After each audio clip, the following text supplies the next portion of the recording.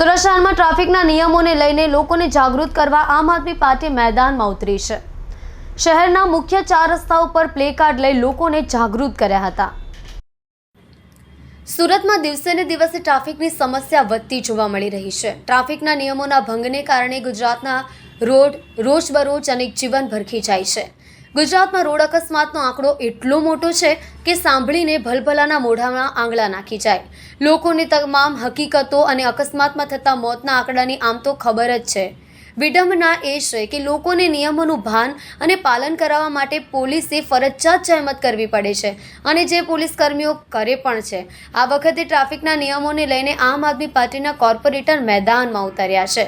3 દિવસ પહેલા કાપોદ્રા વિસ્તારમાં રોંગ સાઈડ વાહન ચલાવતા લોકોને ટ્રાફિકના નિયમ ફોલો કરવા અનુરોધ કરી રહેલા પિયુષ ધાનાણીને કેટલાક ઇસમોએ માર માર્યો હતો, જે અંગે પોલીસ ફરિયાદ પણ નોંધાઈ હતી। હાલ વરાછા વિસ્તારમાં ટ્રાફિકના નિયમોને લઈને આપના કોર્પોરેટર તેમજ કાર્યકર્તાઓ ટ્રાફિકના મુખ્ય પોઈન્ટ ઉપર પ્લે કાર્ડ લઈને ઊભા રહ્યા છે। વરાછા વિસ્તારમાં અલગ અલગ જગ્યાઓ પર લોકોને ટ્રાફિક નિયમોને લઈને જાગૃત કરાયા છે। લાયસન્સ વગર ગાડી ન ચલાવીએ, સિગ્નલને અનુસરીએ, ના લખાણ સાથેના પ્લે કાર્ડ લોકોને જાગૃત કરવા માટે લખાયા છે।